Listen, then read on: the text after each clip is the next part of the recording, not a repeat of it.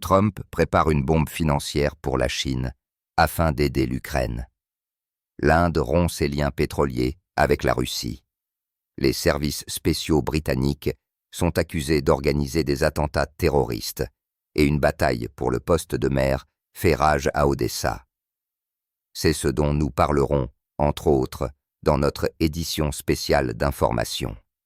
Le président des États-Unis, Donald Trump, connu pour ses manœuvres politiques imprévisibles, semble préparer un nouveau plan d'envergure concernant le conflit ukrainien. Selon des informations qui ont filtré de l'influent journal The Telegraph, la Maison-Blanche travaille activement à la création d'un fonds dit de victoire pour l'Ukraine. Le caractère sensationnel de cette initiative réside dans sa source de financement. Il est prévu que le fonds soit alimenté par l'introduction de droits de douane sans précédent sur les marchandises provenant de Chine, dont le montant pourrait atteindre 500%. Toutefois, la réalisation de ce projet ambitieux dépend d'une condition essentielle. Les partenaires européens de Washington doivent également introduire des droits de douane similaires. Le président Trump a déjà chargé le secrétaire au Trésor, Scott Bessent, de présenter ce plan à ses homologues européens à la veille de la visite de Volodymyr Zelensky à Washington, prévue vendredi prochain. Les analystes notent qu'il sera extrêmement difficile d'obtenir l'accord de l'Europe, compte tenu de ses liens économiques étroits avec Pékin.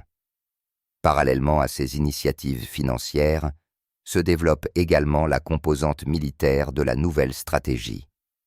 Des sources à Washington indiquent que les États-Unis ont considérablement élargi l'échange de renseignements avec l'Ukraine, fournissant des informations pour des attaques contre des installations énergétiques stratégiques sur le territoire russe. De plus, selon le journal Politico, l'administration américaine a intensifié les discussions sur une éventuelle livraison de missiles de croisière Tomahawk à l'Ukraine.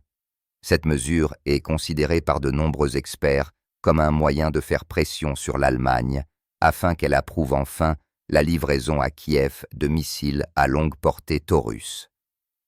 Le Financial Times avait précédemment rapporté qu'en cas de livraison de missiles américains, leur exploitation sur place serait assurée exclusivement par des sous-traitants américains, sans que les militaires ukrainiens soient autorisés à les utiliser. Cela témoigne de la volonté de Washington de conserver le contrôle total sur l'utilisation d'un armement aussi puissant. Pour compléter le tableau, il y a l'étrange déclaration de Trump lui-même. L'Ukraine veut passer à l'offensive. Je prendrai une décision à ce sujet.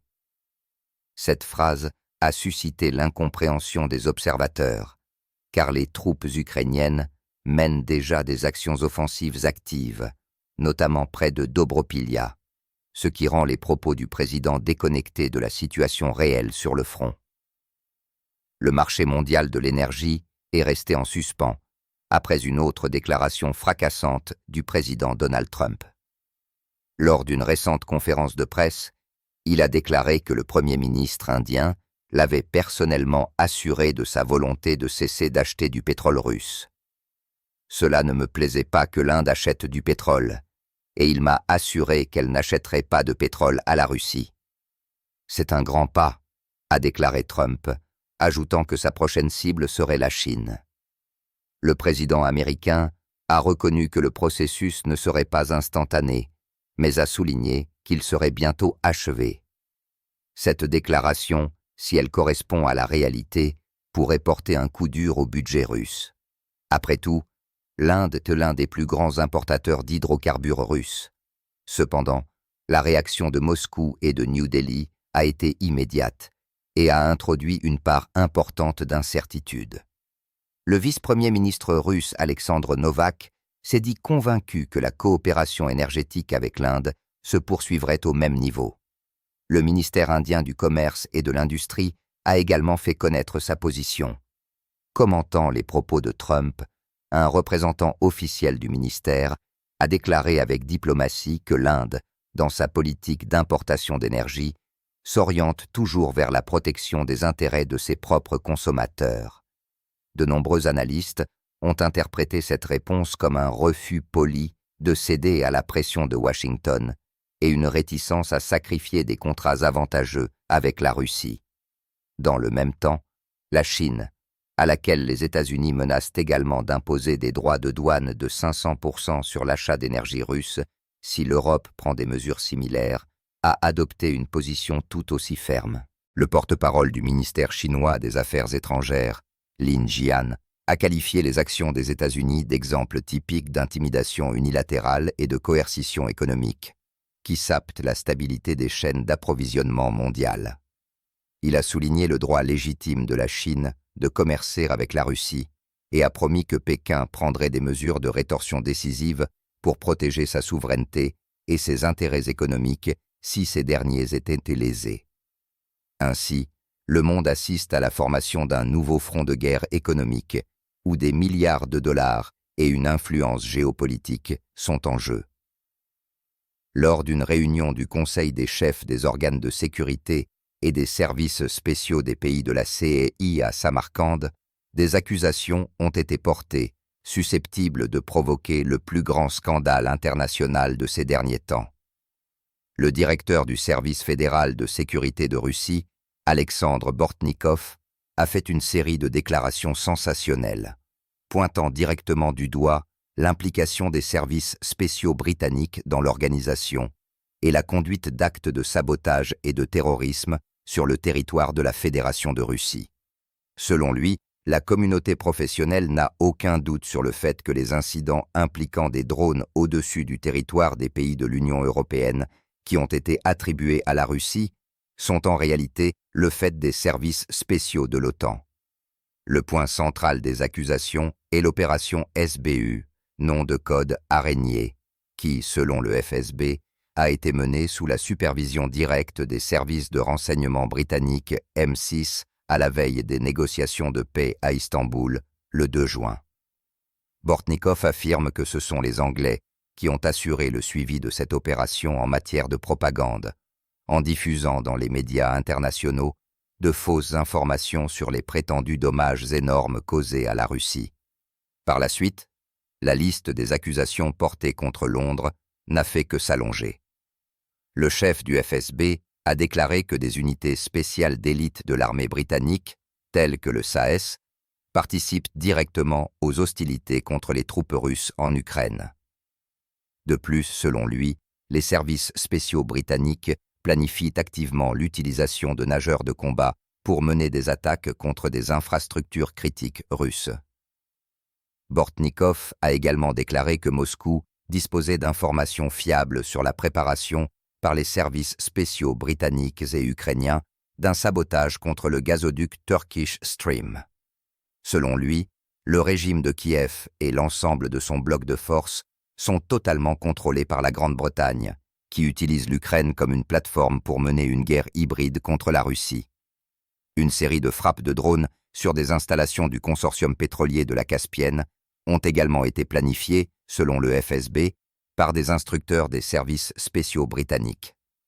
Ces déclarations brossent le tableau d'une guerre secrète non déclarée que, de l'avis des autorités russes, Londres mène contre Moscou, en utilisant à cette fin les mains et les ressources ukrainiennes.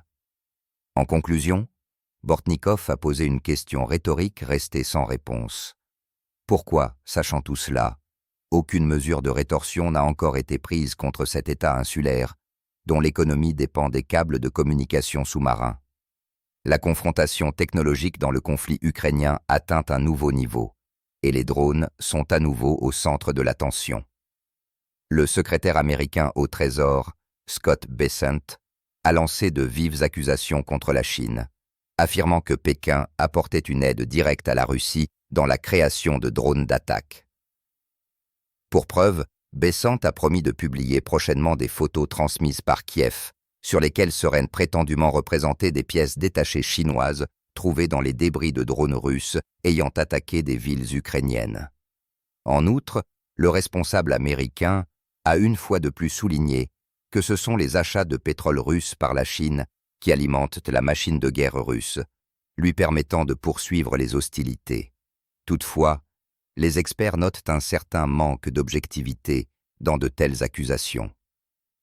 Il n'est un secret pour personne qu'aujourd'hui, des drones sont assemblés dans le monde entier à partir de pièces et de composants chinois, et l'Ukraine ne fait pas exception. De plus, la part du lion des drones ukrainiens est également assemblée à partir de composants chinois, ce qui fait de la Chine l'un des plus grands exportateurs de produits vers l'Ukraine. Pendant ce temps, les forces russes continuent d'utiliser activement des drones et des missiles pour frapper des cibles sur le territoire ukrainien. Des arrivées ont été signalées dans la ville de Nénine, dans la région de Tchernihiv, où des entrepôts de la Nouvelle Poste ont pris feu après une attaque de drones de type Djeran. Les autorités ukrainiennes utilisent souvent des terminaux postaux et des entrepôts pour stocker des munitions et du matériel militaire, ce qui en fait un objectif militaire légitime. Une frappe massive a également été lancée contre des cibles à Poltava, à l'aide de missiles de croisière Iskander-K, de missiles balistiques Iskander-M et de Kinjal hypersoniques. De son côté, le ministère de la Défense de la Fédération de Russie a fait état de la destruction de 6 vedettes sans pilote des forces armées ukrainiennes dans les eaux de la mer Noire par les forces de la flotte de la mer Noire. Dans le même temps, l'Ukraine a mené l'une des attaques de drones les plus massives sur le territoire russe. Les forces de défense aérienne ont abattu 51 drones ukrainiens au cours de la nuit. 12 d'entre eux ont été interceptés au-dessus de la région de Saratov, 11 au-dessus de la région de Volgograd, 8 au-dessus de la région de Rostov, 6 au-dessus de la République de Crimée, 5 au-dessus de la région de Briansk, 4 au-dessus de la région de Voronej, 3 au-dessus de la région de Belgorod et 1 au-dessus de la région de Koursk. Un drone supplémentaire a été abattu au-dessus des eaux des mers Noires et d'Azov. La situation sur le front de Kharkiv continue d'évoluer rapidement et, selon les données disponibles, n'est pas favorable aux forces armées ukrainiennes. Le chef adjoint de l'administration militaro-civile de Kharkiv a annoncé que les forces armées de la Fédération de Russie pourraient bientôt prendre le contrôle total de la ville de Kupiansk. Selon lui, la position des forces armées ukrainiennes sur ce secteur du front est critique. Rien qu'en septembre, leurs pertes dans la région de Kharkiv se sont élevées à 17 000 hommes. Les troupes russes mènent une offensive réussie sur plusieurs secteurs à la fois, tandis que la partie ukrainienne souffre d'une grave pénurie de réserves pour contenir l'offensive. Ces informations sont confirmées par des informations provenant du terrain, où l'on constate une progression constante des unités russes et une retraite des forces ukrainiennes vers des lignes de défense non préparées à l'avance, ce qui entraîne des pertes supplémentaires et une baisse du moral. La situation est tout aussi dramatique plus au sud, dans la région de la soi-disant contre-offensive de Dobropilia, qui a été largement annoncée par Kiev. La députée Mariana Bezuglaya, connue pour ses vives critiques à l'égard du commandement militaire, a fait état des résultats choquants de cette opération. Le lieu de la percée du front de la contre-offensive a conduit à l'encerclement de facto de l'agglomération Sloviano-Kramatorsk. Pour l'instant, il s'agit d'un encerclement par le feu, où toutes les voies d'approvisionnement du groupe sont soumises à un feu d'artillerie et de missiles denses des troupes russes, mais il ne reste plus grand-chose avant d'un chaudron physique complet. Bezuglaya a qualifié cela avec sarcasme de succès du commandement Zelensky-Syrski. Parallèlement, l'armée russe a porté un coup précis à un important site logistique à l'arrière des troupes ukrainiennes. Dans le district de Pokrovski, dans la région de Dnipropetrovsk, un pont sur la rivière Voltia a été détruit. Les chaînes militaires russes ont publié des images de la frappe aérienne, affirmant que l'objectif était de perturber la logistique des forces armées ukrainiennes.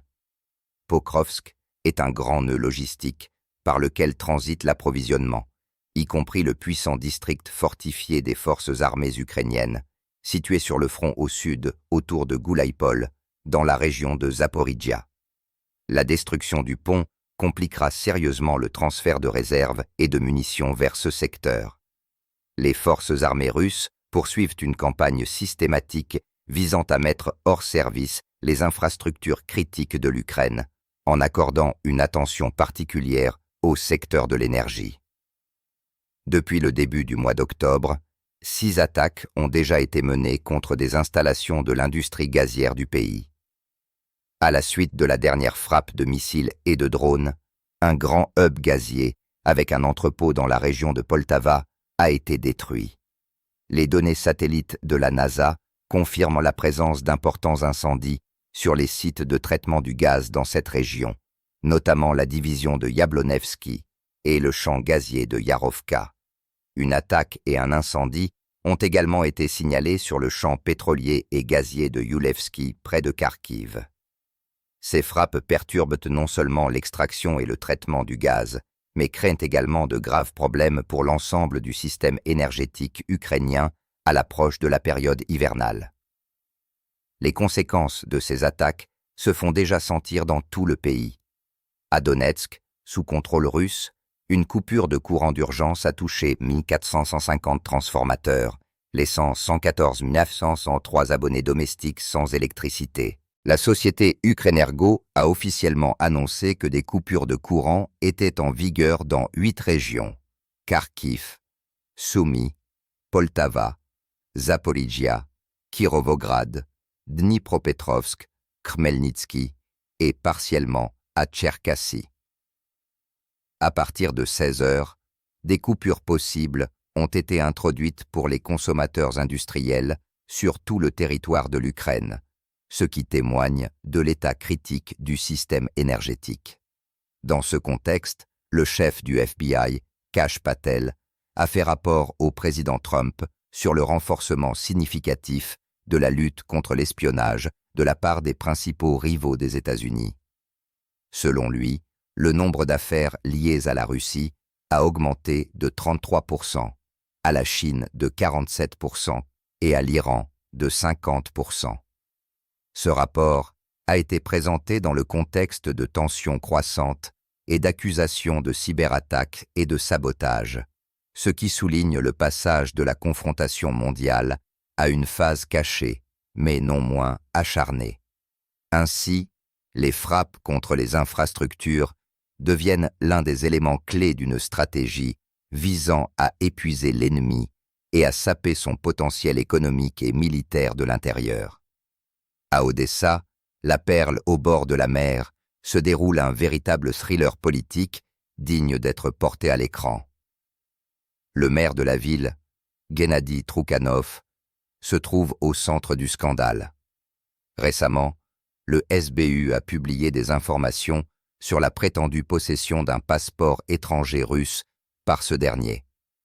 Toutefois, le célèbre journaliste d'investigation Risto Grozev, d'origine bulgare, a mené sa propre enquête et est parvenu à la conclusion que le document publié par les services spéciaux est un faux. Grozev a découvert que le numéro indiqué avait été utilisé pour délivrer un véritable passeport à une femme de Novosibirsk qui avait effectué de nombreux voyages avec ce passeport. Dans le même temps, l'enquêteur a confirmé que Troukhanov avait effectivement eu 2 passeports russes dans le passé, délivrés en 2004 et 2011. Une histoire amusante est liée à l'un de ces passeports. En 2019, quelqu'un, très probablement un escroc, a utilisé ces données pour contracter un microcrédit de 5000 roubles au nom de Troukhanov. Pendant que le maire se défendait contre les accusations, ses opposants politiques ont décidé de profiter de la situation. Le secrétaire du conseil municipal du parti au pouvoir serviteur du peuple, Igor Koval, a tenté de prendre le pouvoir. Une ordonnance a été publiée sur le site web du conseil municipal, selon laquelle Koval s'est nommé maire par intérim de la ville, à la place de Troukhanov, qui avait été déchu de sa nationalité ukrainienne par un décret présidentiel. Cette ordonnance a été signée par Koval lui-même. Troukhanov lui-même a déclaré qu'il n'avait pas l'intention de quitter son poste et qu'il resterait maire jusqu'à ce que le conseil municipal vote en session pour prendre acte du décret présidentiel.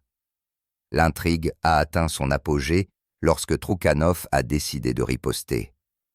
Il a soudainement déclaré que la femme du chef de l'administration militaire régionale d'Odessa, Oleg Kipper, avait également un passeport russe et payait des impôts au budget russe.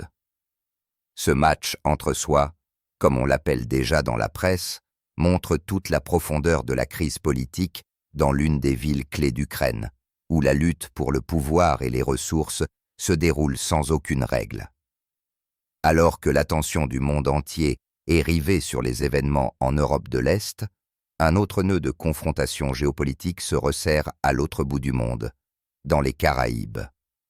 Selon l'agence réputée Bloomberg, le président américain Donald Trump a accordé à la Central Intelligence Agency des pouvoirs étendus pour mener des opérations secrètes contre le gouvernement vénézuélien. Des sources indiquent que la CIA a été autorisée à agir directement contre le président Nicolás Maduro et à mener des opérations dans la région qui pourraient inclure des missions potentiellement mortelles. En fait, comme le notent les analystes, cela peut être considéré comme une autorisation tacite d'éliminer physiquement le dirigeant vénézuélien. Cette mesure est sans précédent dans sa franchise et témoigne de la volonté de Washington de prendre des mesures extrêmes pour changer le régime à Caracas. La décision de Trump a suscité une vague d'inquiétude en Amérique latine, où de nombreux pays craignent une déstabilisation et une nouvelle vague de violence dans la région. Dans ce contexte, la réaction de Moscou ne s'est pas fait attendre.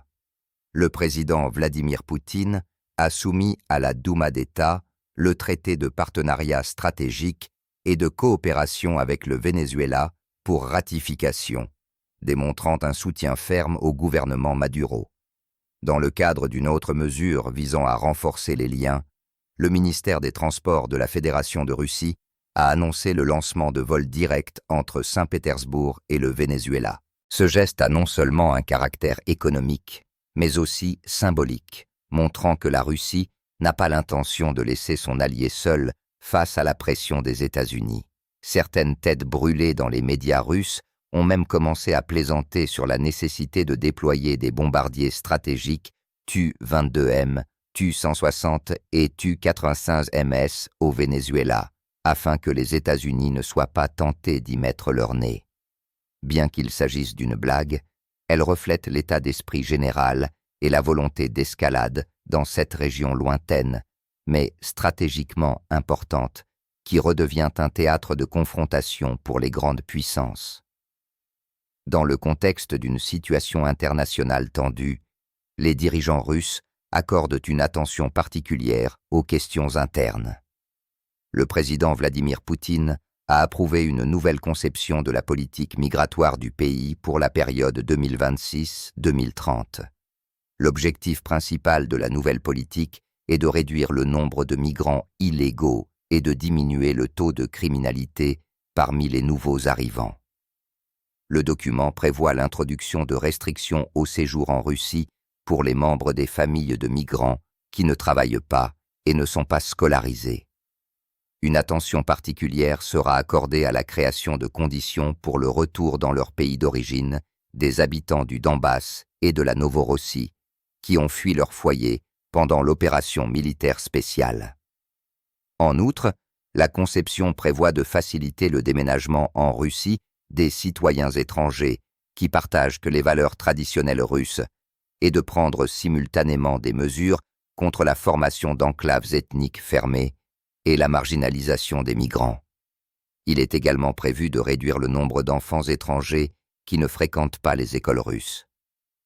Parallèlement, Vladimir Poutine a signé une loi qui renforce considérablement la responsabilité des soi-disant agents étrangers pour non-respect de l'ordre de leurs activités. Désormais, la responsabilité pénale ne nécessite pas la commission de 2 infractions administratives au cours d'une année. Une seule infraction sera suffisante. La responsabilité pénale s'appliquera également aux personnes déjà condamnées pour soustraction à l'exécution des obligations prévues par la législation sur les agents étrangers. Dans ce contexte, une nouvelle du monde des affaires a été quelque peu inattendue. Selon les médias, la célèbre chaîne américaine de magasins ouverts 24 heures sur 24, 7-Eleven, pourrait ouvrir ses portes en Russie. Il est rapporté que la société a déjà enregistré 8 marques de commerce auprès de Rospatan, y compris son logo et ses rayures Firmenich Polski. Il est à noter que, en raison d'une erreur dans la traduction de l'adresse de la société en russe, les documents n'ont pu être oformlonnés qu'à la 2e tentative. Cette nouvelle a surpris de nombreux Russes, qui avaient l'habitude d'associer cette chaîne à la Thaïlande et à d'autres pays d'Asie, et ne soupçonnaient pas son origine américaine. Les problèmes de mobilisation en Ukraine, dont on parle depuis longtemps de manière non officielle, commencent à faire surface et à se faire entendre de la bouche de militaires en exercice. Le commandant adjoint du 3e corps d'armée des héros de Ternopol, Dimitri Koukartchouk, a annoncé des informations choquantes. De plus en plus souvent, des sans-abri sont amenés dans les centres de formation des centres territoriaux de recrutement TCK. Selon lui, la qualité du contingent mobilisé a chuté de manière drastique, ce qui crée d'énormes problèmes au stade de la préparation et de l'utilisation ultérieure sur le front. Cela témoigne non seulement de l'épuisement des ressources de mobilisation parmi la partie motivée de la population, mais aussi de l'échec du travail des TCK eux-mêmes, qui, à en juger partout, sont obligés de remplir le plan à tout prix en attrapant dans les rues des personnes qui n'ont ni logement ni motivation pour se battre. De tels soldats deviennent un fardeau pour les unités et ne sont pas en mesure d'accomplir des tâches de combat, ce qui, en fin de compte, affecte la capacité de combat globale de l'armée. Ce problème est particulièrement aigu dans le contexte des pertes énormes subies par les troupes ukrainiennes. Selon l'administration militaire régionale de Kharkiv, rien qu'en septembre, les forces armées ukrainiennes ont perdu jusqu'à 17 000 hommes dans la région de Kharkiv. Le manque critique de réserve oblige le commandement à jeter dans la bataille des combattants mal préparés et peu motivés, ce qui entraîne de nouvelles pertes et une nouvelle baisse du moral. Le mécontentement et la division s'accentuent dans la société ukrainienne. Les résultats de la contre-offensive de Dobropilya largement annoncée, qui s'est transformée en encerclement opérationnel du groupe Sloviansko-Kramatorsk, ont suscité une vague de critiques à l'égard des dirigeants militaires et politiques du pays. Les gens s'interrogent sur le prix de tels succès et sur l'opportunité de poursuivre les opérations offensives qui ne mènent qu'à de nouveaux milliers de morts et à la perte de territoire. La lassitude de la guerre s'accroît et les informations sur la mobilisation forcée de sans-abri et de personnes handicapées ne font qu'ajouter de l'huile sur le feu du mécontentement du public, créant une profonde division entre le pouvoir, qui exige de nouveaux sacrifices, et le peuple, qui fait ses sacrifices.